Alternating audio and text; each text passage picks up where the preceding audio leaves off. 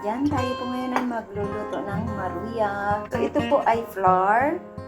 Ito flour. At nilagyan ko po siya ng cornstarch. So, haluin ko lang po siya at lagyan ko po siya ng kaunting sugar. Isang kutsara lang po para at least may matamis-tamis yung ating harina. At lagyan po natin siya ng water. Yan. So, halo lang po natin. So, ayan. Dagdagan ko pa po siya. Unti-unti lang. Hanggat lumapot siya. So, ayan. Kailangan mahalo natin siya ng maigi. Ayan. At ilagay na po natin ang ating saging.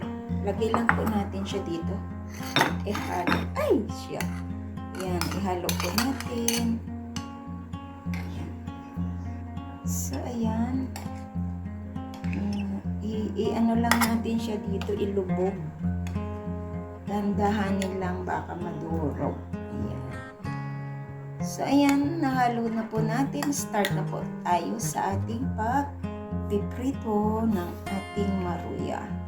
So, ayan, meron po tayong mantika dyan at napainit na po natin. So, ilagay ko na po to. Nakaano lang yung ating, ang ating apoy kasi, ayan. Actually po, maliliit itong saging. Yung mga saging na natutumba, na hindi pa siya gulang, mura pa siya pero nahihinog po siya. Yan, so nahinog siya. So lutuin po natin ng maruya. Yan. Kasi paborito po ito ng aking lolo Fred. So kaya nagluto ako nito kasi mahilig siya nito sa maruya. Lagyan ko po siya sa yan.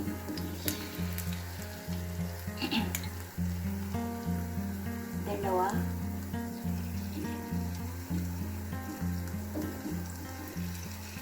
So, ipakita ko na lang pag tapos na. So, dalawa na tayo. Dandan lang. Ganyan po ang paggawa ng maruya. Malilit. Walang tapon po sa ating saging. Kahit mura po siya ay nahihinog. Ayan.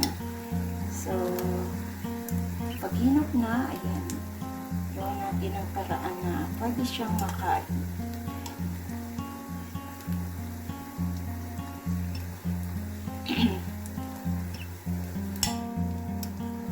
Malilit lang to, pero natutumba na mga sa backyard. Ayan. So, yan.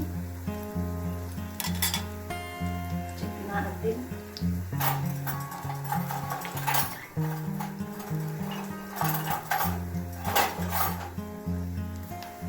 Ito ay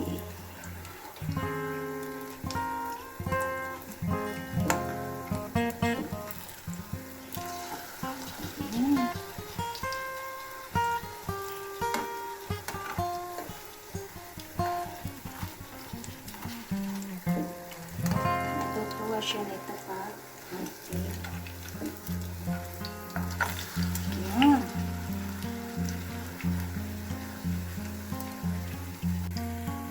Ayan na ang ating niluto at meron na po tayo dito.